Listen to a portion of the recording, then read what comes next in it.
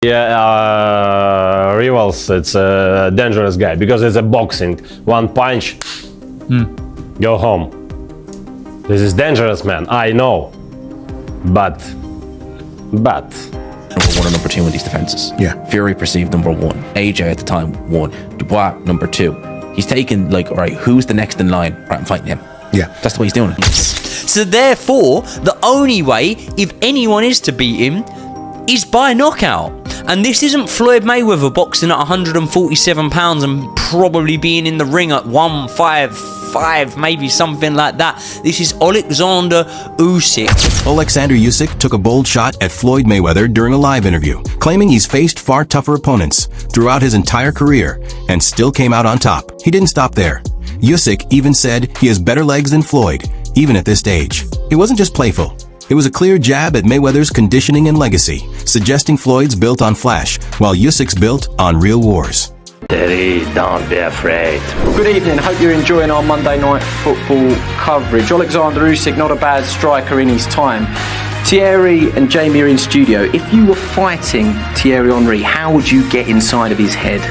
Yeah, Terry is a great player, but hey, Terry, my legs be better with you. Terry, don't be afraid. My legs better. What'd you make of that? Sometimes you have to stay in your lane, and I will stay in my lane. As Oleksandr Usyk approaches the end of his legendary career, with just 2 fights left, the boxing world is on high alert, but not just to celebrate him.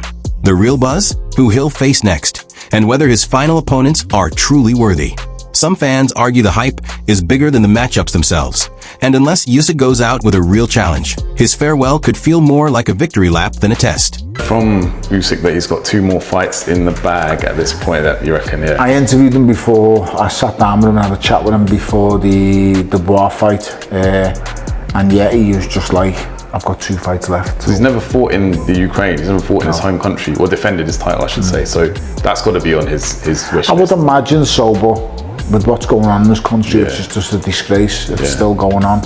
That's not going to happen anytime soon. Anytime soon, no. But hopefully we'll get some peace there, and then maybe he will get I'd love to, yeah. I'd love to see peace in this country and for him and his family, and that would be an amazing event. With retirement looming, Oleksandr Usyk now finds himself forced into a showdown he may not have wanted. WBO just ordered him to defend his undisputed title against interim champ Joseph Parker.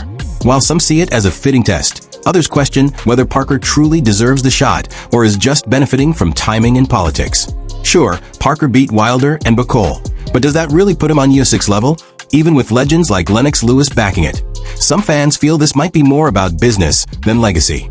My gut feeling is that Joseph Parker fights for the WBO belt, but he doesn't fight Oleksandr Usyk. He fights the next man up. I haven't got the list in front of me, so I don't know the rankings. So I guess if you're Joseph Parker, the question is, I mean, what is it you want? Ultimately, if you want a world title shot and you think you've been blackballed from getting a world title shot or pushed to the back, then well, here it is. Here's your world title shot. You're going to fight for a world title, right? But if you're Joseph Parker, and I spoke to Andy Lee, it isn't just a case of fighting for a world title. You want to fight the number 1 for the world title, and that guy is Oleksandr Usyk. I would have given Joseph Parker the mic. And I would like Joseph Parker, because there's a mean side to Joseph Parker. I think everyone sees the friendly side. I've seen the mean side. And I wanted Joseph Parker to say, I want my shot. You've been ducking me. All these things might not be true, but do it. Sell it. The crowd would have gone a bit wild, right? Because I think a lot of the crowd want Joseph Parker to get his shot. But that's not what happened. Jai Opetaya, one of boxing's rising stars, has made it clear he wants Usyk. But this isn't just about respect. Opetaya's call-out feels like more than admiration. It's a challenge to the throne. While he praises Usyk as a generational great, the subtext is clear. He believes he's ready to take that spot. A fight like this wouldn't just be symbolic. It could mark the moment the new school tries to take down the old guard. I know a goal of yours is to go to heavyweight. You're giving me a little smirk. Like, is that like a dream scenario for you to fight one of those 2 guys? I would love to fight Usyk, you know, respectfully. You know, I've always been so close to him. You know what I mean? Like I was. But I was 16 years old. I qualified for the Olympics. I competed at 17, little kid, and he won that Olympic Games. Like, I've always been there, you know what I mean? I've always just been, it wasn't my time yet, you know, but I feel like my time's coming. Oleksandr Usyk didn't play it safe. He moved up to heavyweight and went straight for the killers. While other so-called legends stayed comfortable in lower divisions, Usyk hunted down the most dangerous names in boxing. His back-to-back wins over Tyson Fury, once seen as untouchable, didn't just prove a point. They shook up the entire heavyweight narrative. Analysts aren't calling it bold. They're calling it historic. Is by knockout. And this isn't Floyd Mayweather boxing at 147 pounds and probably being in the ring at 155, maybe something like that. This is Oleksandr Usyk, who is fighting big men, sometimes giving up 40-pound weight advantages. And unfortunately, that does mean that if Oleksandr Usyk goes on for 4, 5, 6 more fights, of course, he is going to be defeated, in my opinion.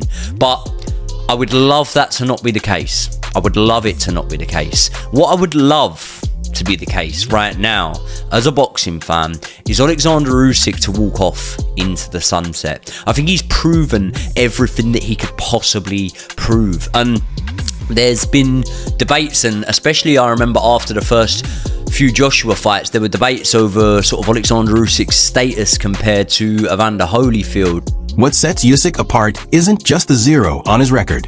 It's how he earned it. While others padded their resumes or cherry-picked opponents, Usyk walked into hostile arenas and faced killers. He didn't just win, he made it look surgical. His footwork, timing, and fight IQ have humiliated bigger, stronger men. Usyk didn't play the politics game. He took the hard road and still came out on top.